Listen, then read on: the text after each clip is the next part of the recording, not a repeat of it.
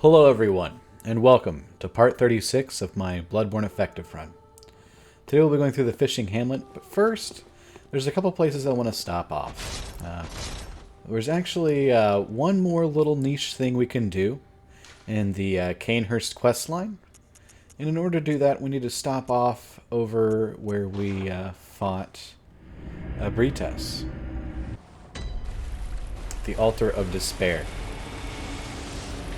Now, I'm not really sure of the lore of this being, but it appears to be a spider similar to Rom. And presenting the queenly flesh, somehow it has some sort of dignity that gives it a queenly vibe. It allows the time to reverse or so. I'm not sure if Queen Annalise remembers this or not, but she makes no mention of the fact that she was beaten to death and then brought back. Well, beaten to bits, not death, but beaten to bits, and then reassembled via this time wizardry or magic. There is no equivalent spell or anything that would do the flow of time. Maybe if we ever get a Bloodborne 2 or anything of the sort, we'll get to see that. But yeah, she makes no mention. Now let's get on to the secrets of the Hunter's Nightmare. So we've just defeated Maria. And, revealed the secret of everything. But why would there be a boss at the end of that?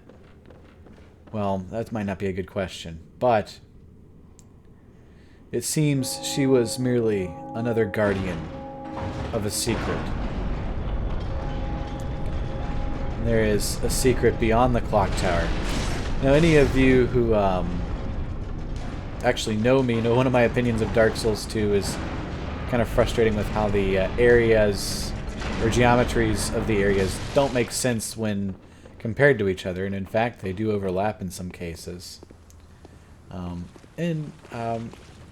Anybody who would know that this area makes no sense. We've climbed up, and now there's a lake. However, if we look at the bottom of the lake, we can see the level from which we came. And this is also a reference from the earlier episode where we were presenting through the Hunter's Nightmare area when we had a shellfish fall down from the upper area, like a creature in a shell. So we might have more of that going on here as well. We also have some unique NPCs as well.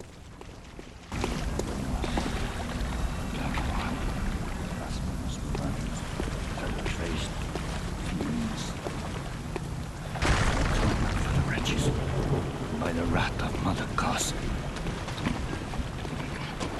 Mercy for the poor wasn't child. Mercy. Oh, please.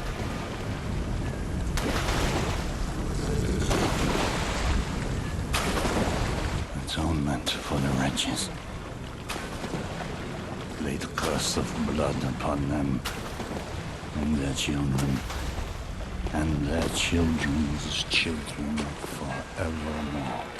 Each wretched birth will plunge each child into a lifetime of misery.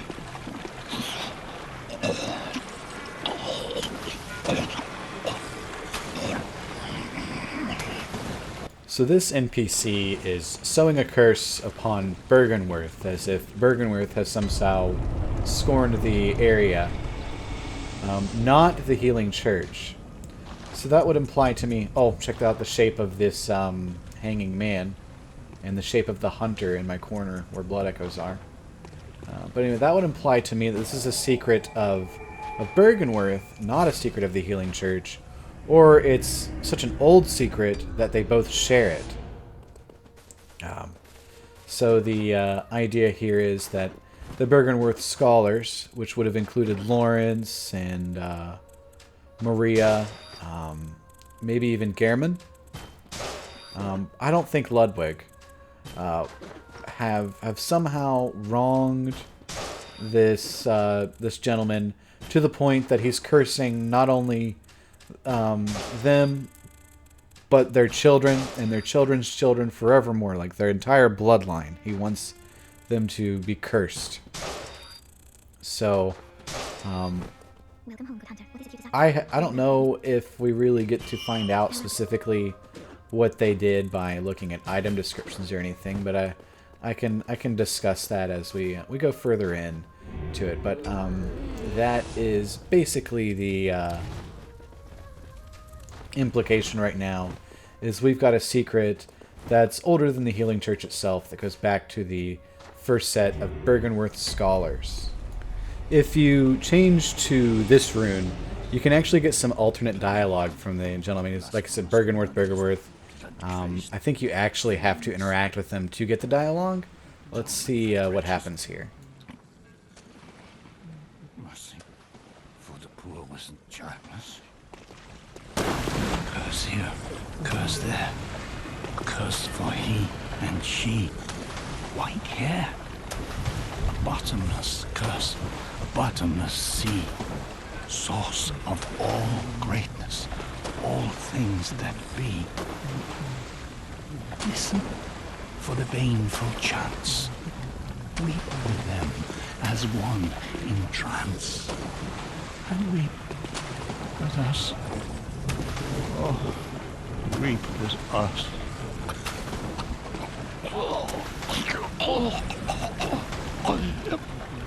So it is interesting that we get some alternate dialogue there. We definitely don't look like the shaman or fish type of person he is at all. But we do come off as maybe a great one or something along those lines. We got a broccoli head. He gives us an accursed brew, which is the skull of a local violated fisherman village. It looks like his eyes were forcibly removed from his skull. And this is kind of the implication of what Byrgenwerth did. You know, the Byrgenwerth goal was to gain insight by having eyes on the inside. And they mean that literally, seeing into the mind, literally. So in order to do that, they needed to get a host of eyes. So that skull kind of gives us the hint that they might have gone to the village.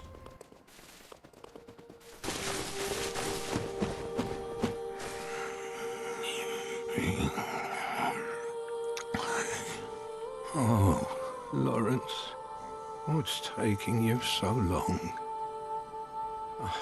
I've grown too old for this. Of little use now, I'm afraid. They might have gone to the village to take out the eyes. Now, Master Willem might not have been there, but there's a very good chance that Lawrence was there, and Lady Maria was also there. And there's more evidence for that later. But, yeah, like, and this dialogue right here from Garamond just makes me think Lawrence is quite the asshole. Lawrence is set up a whole lot of this. Now, he may have had good intentions to begin with, but he's put people in terrible situations. And actually, no, on the whole eyeballs thing, definitely terrible intentions. Just thinking that was okay to go to some far-off village because nobody would know to go look there. And this is kind of what we determine is the big secret. I also believe that hearing his dialogue is the trigger for us to start hearing some background noise that I'll be pointing out with text on screen. And I'm sure you'll be able to put two and two together with the text and the noise we hear. I'll try to be quiet for it.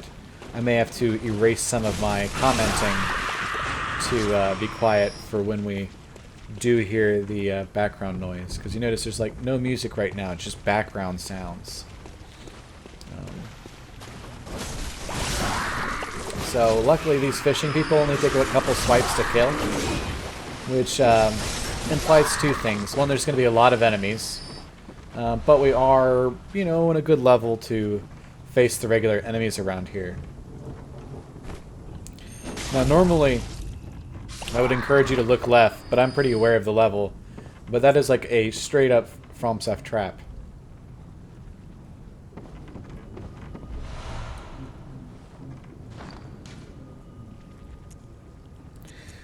But yeah, that is a straight up FromSoft trap that they use all the time as a means to, you know, say, hey, here's a free backstab, and then someone comes out from the side and just gets you. So normally they do that. Now they're trying to set you at ease for a trap. It's a double set trap because the trap is actually when we run out there after we take care of the mage casting, who appears to be of the same type of creature and maybe status or class as the gentleman walking out, putting a curse on Bergenworth and all of its children.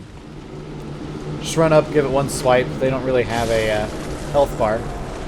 And now here's our equivalent trap, which is not supposed to be a red flag. But if we look over to the left, we've got this guy over here, like saying, "Hey, come on over. Like, I'll fight you." Instead of coming at us. And this is a red flag anytime you see an enemy do this. It means something is up, and we're about to see what that is. Giant shark. Yeah, but yeah, he's programmed to lure you in to fight him, and then the shark comes up and gets you from behind.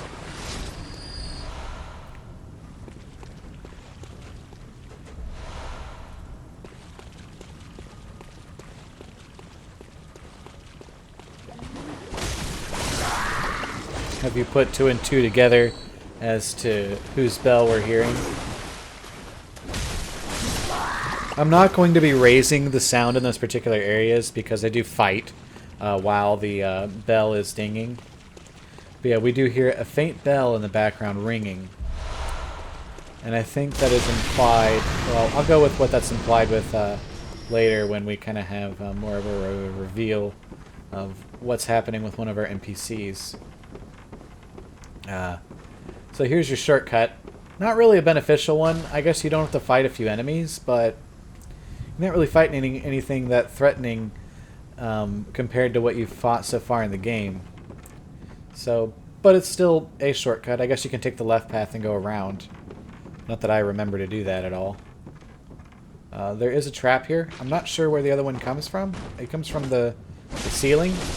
In another playthrough, where I tried to, because I lost some footage for this and I had to replace it with some other footage, I tried to look for him, but I couldn't find him. And he does not allow you to get your backstab. The Harrowed set. This is Simon's garb. I don't really like what that implies, but it might not in fact be Simon's specific set.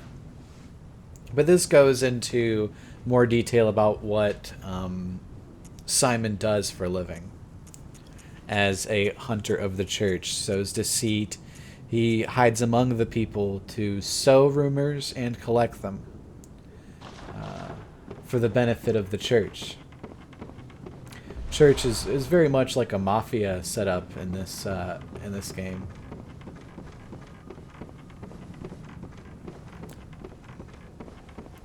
So if anybody's put 2 and 2 together, this is the dialogue that the gentleman who rings the bell right after Ludwig says to us.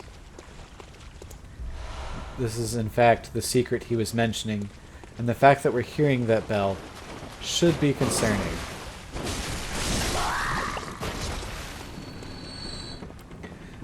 There's lots of traps all over here, although to be honest, most people actually don't face any of the enemies here. They get through, and they, unless you're going for the Rikuyu, most people just sprint through.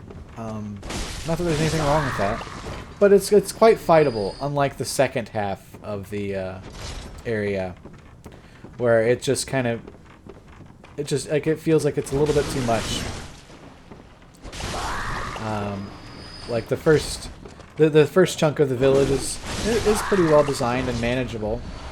It's got clever spacing and clever traps to try to lure you into an attack or get you in some way, whereas the second half just tries to overwhelm you with numbers. I don't really enjoy that as much, and it does get me. I guess it works.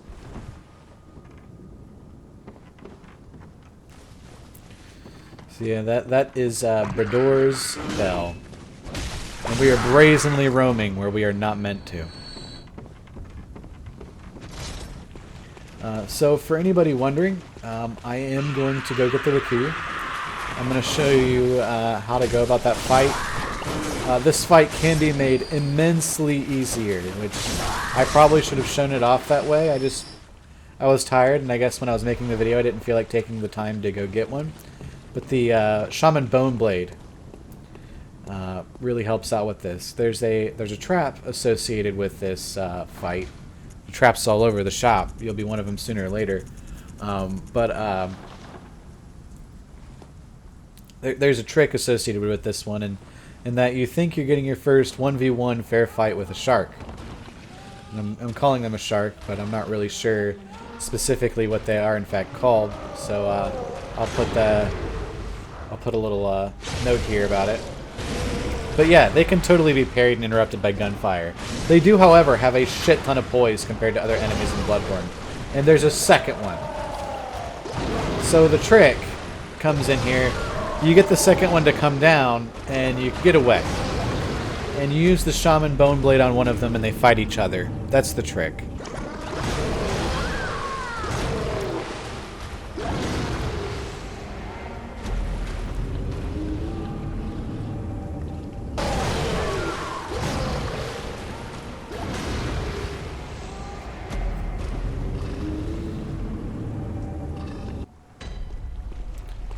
And here's the quick way to do run back if you just want to go straight for it. Or you can go over the bridge, but you have to take a drop to get through there. I think it's easier to just run through here to get there. At least for the Rikuyu.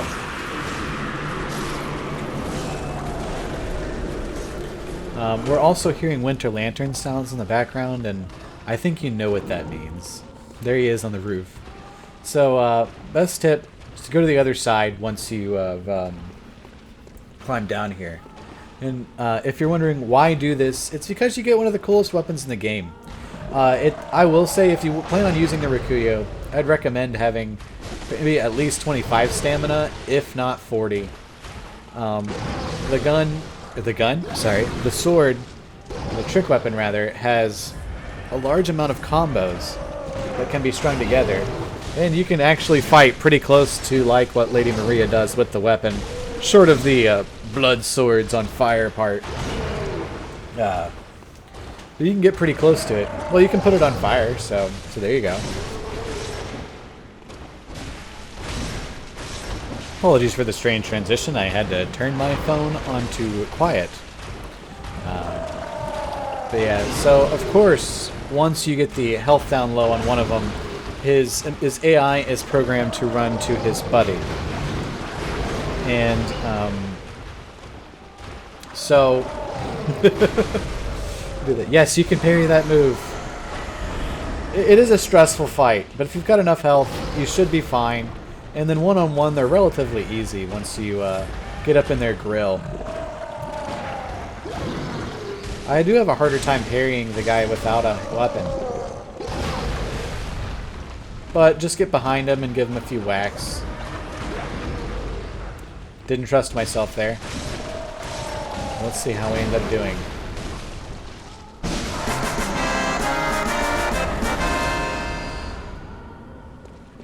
So we did it.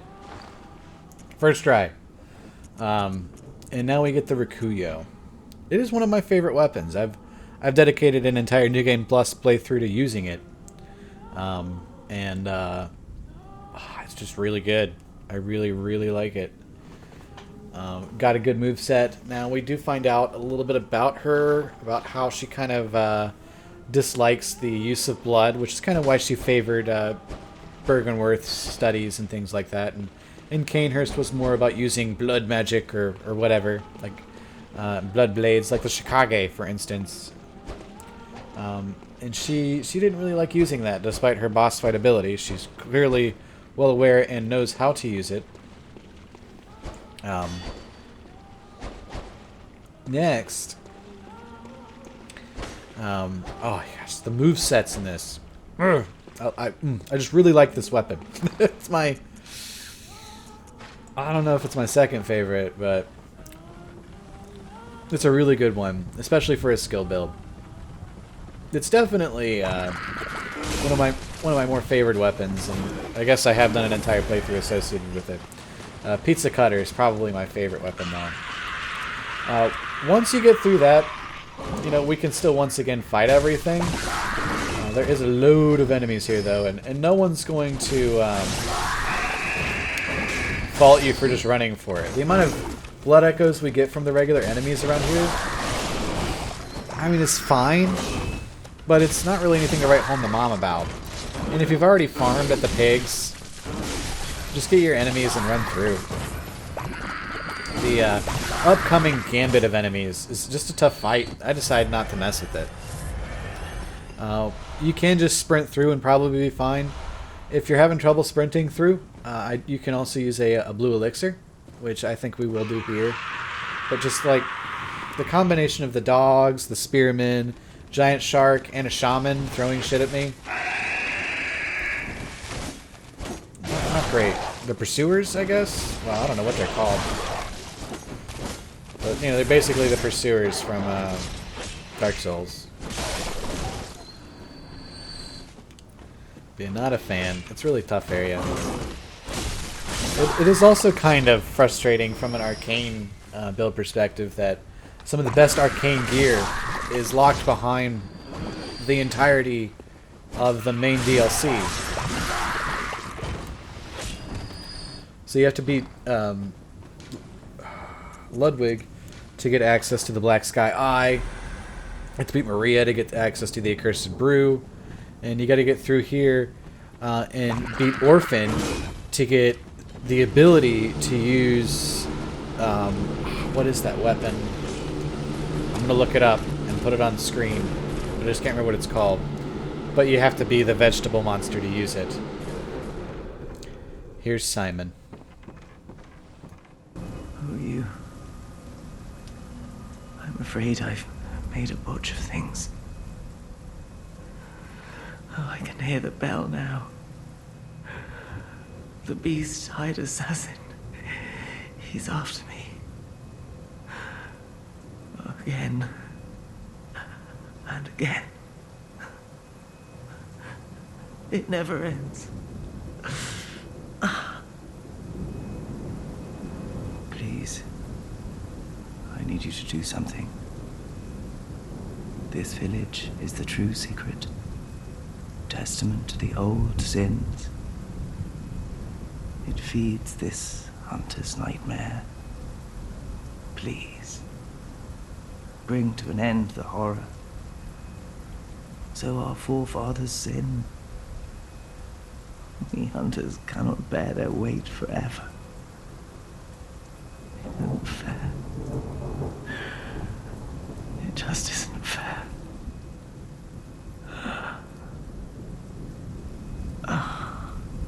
Go ahead and rest, Simon. You've done a good job of redeeming yourself. So from Simon we get the bow blade, and we also get this key. Now you can go ahead and you can fight Bador. A really good strategy on fighting Bador is to use poison throwing knives, which is why a lot of people have them here. And probably how the poison throwing knife orphan glitch was discovered when somebody accidentally threw one at him when they parried. Yeah, like my strategy for fighting him is to throw poison knives at him. But I don't really enjoy fighting Bador. He uses an item called a lead elixir, which makes him walk pretty slowly, which makes the poison knives effective, I guess. But more frustratingly is you can't really like hit him. Like you can, but you bounce off. And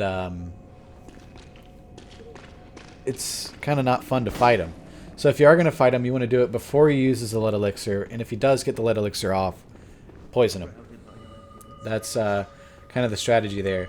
Now, you can fight him here, and I'm going to go ahead and do it just to show how that can go. Take advantage of him stabbing himself with that weapon, which will do a lot of frenzy damage. By the way, it'll frenzy you. But you can also just run straight downstairs, and he'll despawn. I think I'm going to go downstairs, yeah, right now. So I'm going to go ahead and hear what he has to say.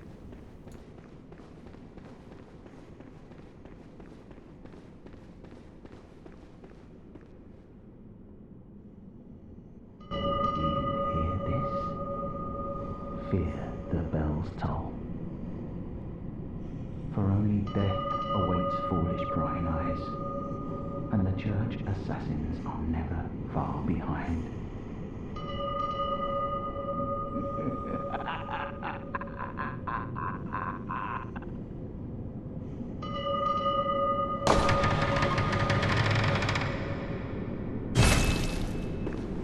Well, look who's here. Welcome to my quarters. I've never entertained a guest before. Are you going to kill me? After all you've done, kill me? As if to right your wrongs.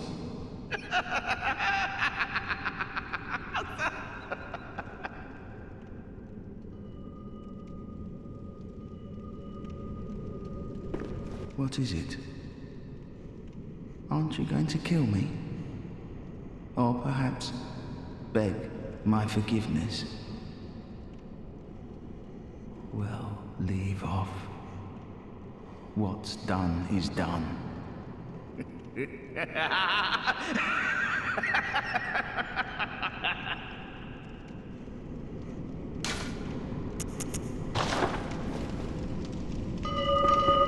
What is it? Aren't you going to kill me? Or perhaps beg nothing changes. Such is the nature of man.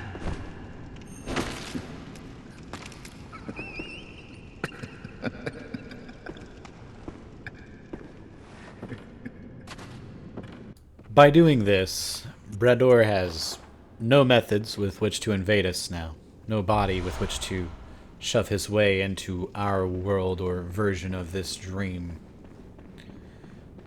No means to stop us from using our prying eyes and seeing what is hidden underneath. Now there is some more things in here. I'm sorry, are some more things in here. Now that we have the key, we can go ahead and put poor Yamamura here out of his misery. I'm not really sure. I've never tried to hit him gently if he would aggro. So if you, the viewer, know if you can aggro Yamamura, let me know. I'd love to actually fight him, although it seems relatively weak with the one shot. And you'll see me being rather nervous here, because I know in one of these cells is a hunter with the weapon of all bonuses. It's got thrusting. If you like thrusting, this thing only has thrusting attacks as far as the game code is concerned. It's got righteous, which will give you the bonus against anything that is like the vampiric Canehurst beasts. It's got serrated, despite not looking like it's got serrated. It's got it all. It's got all the bonuses. It is the Hunter's Church pick, which I don't really like the moveset for. It's got a lot going for it. I really want to give it another go sometime, perhaps in a New Game Plus run, but I just don't really know what I just don't like the moveset, and by the time I would find it fun for a effective exploitative run, you pretty much are so strong or already so good at the game that the bonuses are kind of just like a hey, check this out. You know? But it is a neat weapon, and it could be useful for you in Chalice dungeons, as you will face many beasts or combinations of beasts that are also Canehurst abominations that take bonus damage from all of its effects, because it's got them all. It's got all the bonus damage, and I mean, you can certainly, I don't hate the moveset, I find there to be better movesets. He's also using the repeating pistol, which is relatively strong as well. I'm not really sure if he has a name or not. If he does, I'll see if I can find it and put it on the screen. I'll put a marker here. So yeah, we'll see. I want to apologize. I know this is pretty late in the video. I haven't made a video for a few days, almost a week in fact, and I've been struggling with what I want to do next, and with how to wrap up the series. This is the last long episode. This is the last level-focused episode. The rest of the run is all boss fights. That's all that's going to be left after this, in terms of main game. And I don't think I'm going to be showing Chalice dungeons in their length, at least in the same way. Like I've been saying, if I'm going to do Chalice dungeons, it's going to be in a live commentary, maybe with a viewer or a friend sense. So if you, a viewer, want to do Chalice dungeons with me, you know, comment on the video. I do check out and look at the comments. I try to read them all. So if you're interested in doing Chalice dungeons with me and you don't mind being recorded in a Discord call or a PlayStation call, or probably Discord would be better though, and you have some sort of good mic equipment, there's a lot of ands there. If you don't mind being recorded in a Discord call with me, preferably you have a good microphone equipment, please join me.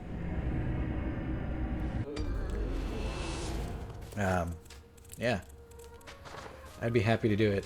Now, as far as what I'm going to do after this, I'm still not quite decided, but I think I want to play Dark Souls 3, and I don't know the game as nearly as well, so I can't do a in-depth effective run in the same way that I'm doing this Bloodborne effective run with like, you know, this build just works. It just works, you know, like with the glass cannon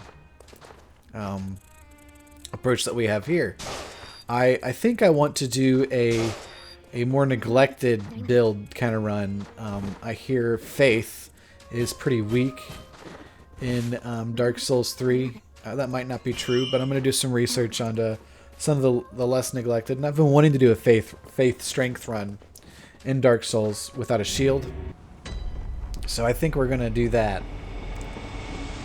And that'll be mixed live commentary and post commentary, depending on how good my live commentary is in a section, or if I need to focus on a boss while I try to get good. I think that a lot of the fights are going to be more akin to Lawrence, which you'll see after Orphan of Kos. That's going to be a big editing job. Where Lawrence kills me a lot. It's the one fight I'm going to have to apologize for. So this village here, this section, in any other playthrough, I completely ignore this. There's nothing down here I want. Everything you can get somewhere else. So there's just some chunks, blood vials, and maybe a few gems. And up here it's fine. And we do have a really neat creature that we can show off. And that is the only respawning Wandering Madness. But there's just so many enemies on the ground here. It's just overwhelming and it's really tough. It's not, you know, impossible. But I certainly die. And I kind of find like the giant roaming pack down here to be frustrating. Don't really enjoy them as much. Now, I do want to talk about what we are, as a hunter, are doing here. We, you know, technically are in a nightmare or whatever, but we are not from Yharnam. And there is a lot of implication due to a specific set of hunter's gear that would indicate not only that, but oh, there's the Wandering Madness, and it's a trap. Not only that, though, but we are we're a foreign hunter.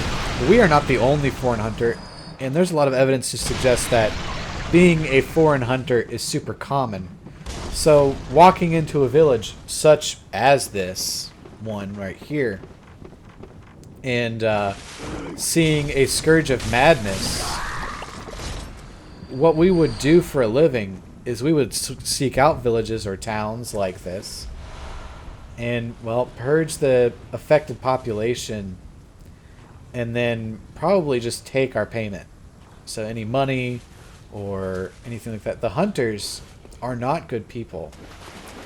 They, go in the name of maintaining the purity of man. But this would be par for the course for them. They travel around seeking to help or clean dirty populations, or stem the tide of madness. So it's actually quite evil, and look how many there are. Oh.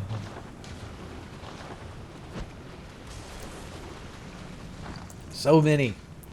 But yeah, we're pretty tough. And we can actually reference this back in Yharnam as well.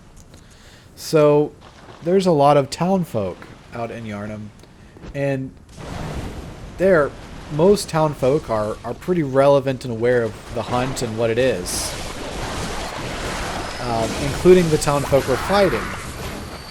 If those town folk were not affected or anything, they would likely not be aggressive towards us. But I think they might actually be aggressive towards us for more than just the reasons of being sick madness. Like, you see that they're still cooperating with each other quite a bit, and so they're probably well aware. Oh, check it out. Respawning Wandering Madness. No, it does not give you infinite chunks. But they're cooperating with each other. And we're going into town and slaughtering them all. Now, they are infected. They are due to become a beast and have madness. But they're cooperating because they don't want to die. They're not able to go home, and they're under the guise of assisting the hunt because they're hoping the hunters will leave them alone. Or they can, and they have their strength in numbers because they don't want to die. They want to be able to stick together, make it through the night, and live another day. And we're going in there and purging them. So, much as I would like to say that we are the good guy in this scenario, we're certainly not.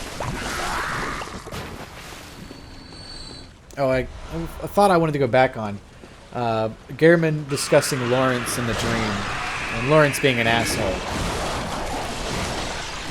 So, I'm pretty sure Lawrence is the one who put Ludwig where he was, and I think he also put Gehrman in the Hunter's dream. Or Gehrman seems to be under the impression that Lawrence is the one that put him there, and Lawrence just needs to finish something and he'll come get him. He has the task of assisting new hunters, while Lawrence tries to stem the scourge or whatever along those lines, and Lawrence never goes to get him, and we see why. I mean, Lawrence, we know that Lawrence is dead. We found his, I believe, his skull in real life, in Yharnam, in the church, and we also find his skull here once again in the dream. But don't really know. Oh, this is so unfortunate. I only get one of them. But I do really like using. That's so much damage on those explosives versus the ones you run across in Yharnam itself. I do like that they made them proportionally more damaging, so that you could effectively use them against the enemies in the area. I do like that. There's a couple places where Dor will invade us here, and if you're wondering why I haven't been invaded, it's because I killed him already. I wouldn't kill his body. But One of the places is up above on the entering bridge, and the other place is actually under the structure to my right. He will invade once again, pop his lead elixir, and then slowly walk at us. Which, like I say, at that point, you should throw poison knives at him if he manages to chug his lead elixir.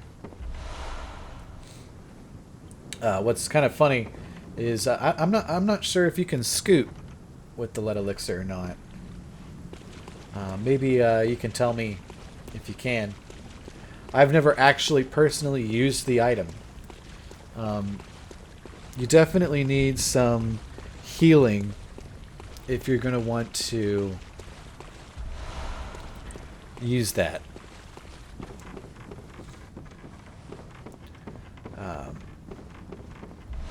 You know, it's a poise build in Bloodborne, which makes not a lot of sense. But you want rally to be quite high, and you'll need a lot of stamina if you're going to be relying on a lead elixir. I bet it probably could work really well on some of the bosses, especially the ones that you just allow you to be in their face, because you're quite hard to stagger. So maybe next time I play this game, I can try that, or maybe we can try it in some of the Chalice dungeons. We'll have to see how that goes. Most of the bosses most of the characters I build and bosses I face are, well, I like glass cannons. I like doing lots of damage. You can't kill me if you're dead. So I would rather invest in damage than health usually. Now, definitely when I run through here, I usually make an immediate left and just roll through those cones. And then just go straight for the shortcut. And I kind of regret that I just don't show that off. Immediately sprinting for the shortcut, because it is definitely the smart move here. As opposed to the dumb move I'm making right now. That being said, it is pretty quick and easy to get back to right where we are right here, right now. You can just sprint there without facing any enemies at all. This is definitely the same type of creature as the one who gave us the skull with the eyes being taken out of it. But yeah, once you get in, here you are, shortcut. Here's our lantern. You can kind of hear it in the background. Get a real nice Kin Cold Blood. Go for it. So, what is your opinion on hunters? I think modern day hunters, as far as modern day being in the game, a large majority of them are definitely not from Yharnam. And they make their venture and living by going into villages and doing exactly what we're doing right now. Purging residents of maddening scourges. Or pillaging residents in the name of cleansing a scourge of madness. Because, I mean, think about it. If we were to have something that caused madness like this, like a zombie virus, for instance, the immediate cure, especially with how threatening it would be, with how it affects and mutates these people and makes them violent, unfortunately would be death. You'd see the military come in and definitely lock down an area, like what we see with The Last of Us. Although the spread of that in The Last of Us is pretty far-fetched. The spread of how quickly things spread in most zombie films, is insane. Like, it's, especially if it's a bite. Like, if it requires a human to bite another human to spread. For one, it's not going to take over the body that quickly. It's got to find its way through the bloodstream.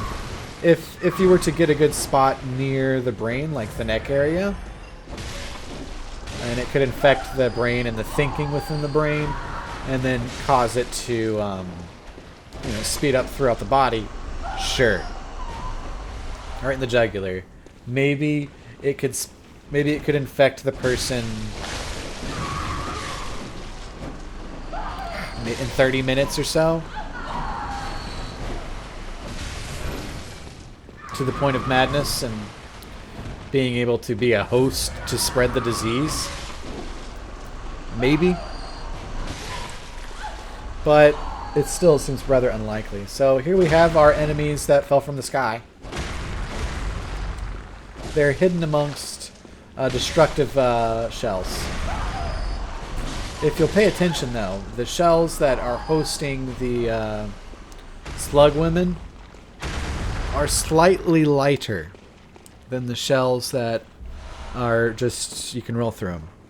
Another thing to point out is that they are much easier to fight locked off rather than locked on. Unless you have a weapon that is swinging overhead. Maybe the Kirk hammer. But, not too much of a threat as long as they're in their shell. Their big threat is more of when they're out of their shell, they're able to jump around a lot more. And also, how to put this? Just the surprise of, oh no, that one's actually a slug woman, so to speak. I'm not sure what they actually are. I'll have to flash it on screen here once I find the name.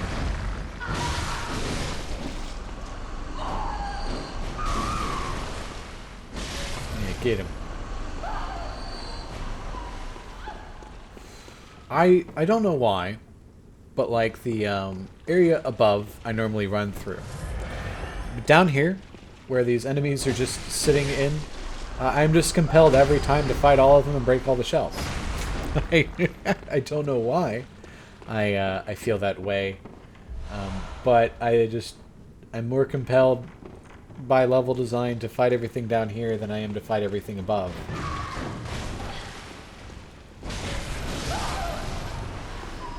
Not that I find it really any more interesting to comment on than anything like that. I mean, look at all these slugs. So let's get into like what those fish are. And these slugs are definitely the women of the village. I would say. Definitely is a strong word, but I think they are. Whereas the shaman and the more fishy type people are the men. And that's because there's a great one in this village. That way, specifically. I timed that really well. But yeah, there's a great one in this village, or there was. And one of the reasons they became so particularly famous here, I recommend a blue elixir heavily for this section. But one of the reasons this village was famous and well known is because they were able to harvest these slugs, which I guess had some sort of Great One properties or something along those lines. But it had similar magical effects to the blood. So that was another reason they came out here, aside from getting the eyeballs, is they wanted to study the fish, I say in quotes, and see what properties they held. And I think eventually they concluded that it was just as, if not more harmful than the blood. I'm not really sure of their consequential, the decision of their results, or the... Gosh, I'm suddenly at a loss for words. The conclusion of their findings.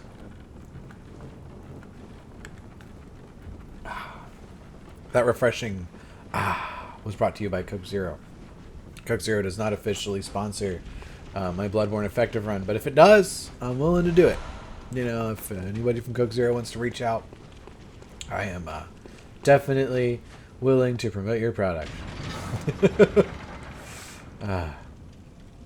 And finally, with this, well, not quite with this, but pulling this lever down lifts the shortcut. And I do recommend pulling this lever and going up before proceeding. I'm sure you can hear the noises of the winter lanterns, which are a very dangerous enemy. And then another dangerous enemy we have in combination with them is the flying slug women. So definitely get the shortcut before you proceed any further. We've got a few paths. We've got a fork right now, one that leads to the boss, and then another fork that leads to an additional fork, winter lanterns, and the second blood rock, I guess, would be a good way to look at it. If you haven't gotten the first one, I guess this is your first blood rock, so you're really good at this game. And you definitely are just here for more than tips and tricks. Hopefully it's my amazing voice and charming personality. But, so yeah, unlock your shortcut, spend your echoes, and let's go check out the other room. So we have a trap. That right there is a trap. And you should follow the slug lady.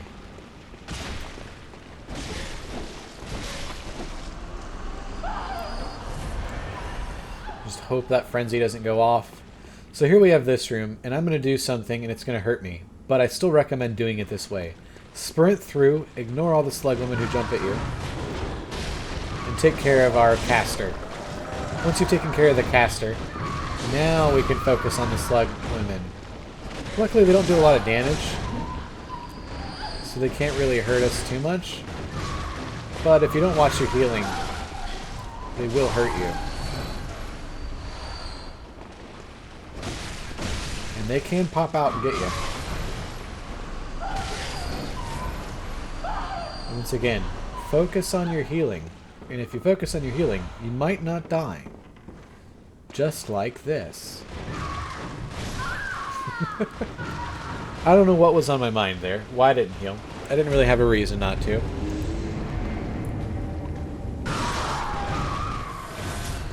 So let's just do a supercut.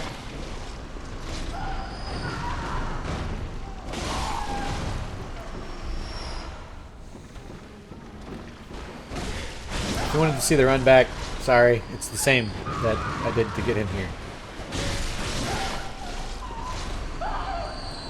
Much easier to fight everything when you're at full health. We do get, there are some Fool's Gems in here. Not that they're really of anything of note. Outside of what the Winter Lanterns give you and then the ones that the devs give you, there's not really any gems of note that you can get. I mean, I guess if you're doing an arcane run, the bolt gems from the shamans are pretty good. But, eh. There it is. There's our blood rock. Also, in the corner, there's a shaman. I'm kind of surprised he doesn't attack us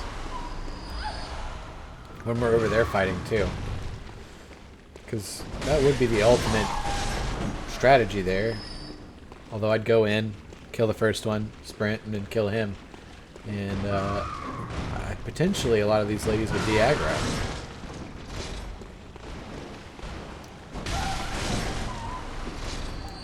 As to why the villagers are fighting us in this one, it could be the madness that is brought on with brought on with whatever's happening to them. I think eating these slugs. Or I think they probably were protecting the Great One from hunters, the Bergenworth scholars, and we kind of look like the same-ish thing. So, oh, and if you're wondering a good way to fight those things, for some reason I just have a much easier time in this cave than I do on Murgo's Loft, getting behind them and doing this. It might just be that I'm fighting them one at a time, rather than, you know, having to worry about there being a couple here and there. But I do recommend farming them. They can give you an overall, I guess, overall compared to the gems I'm using, like a 12% damage boost. Because I think it's like a 22.7 or 22% or somewhere around there. And I've got an 18, a 19, and an 18. And if you haven't farmed any gems yet, that means, and you follow this run, that means you've got a 15, an 18, and a 18. So you should definitely be farming them, because that would be a much bigger boost. It would be a 20% boost-ish. I'm not actually doing math. Anyway, this has been my Bloodborne effective run. Thank you for watching, and have a wonderful day. Stay safe.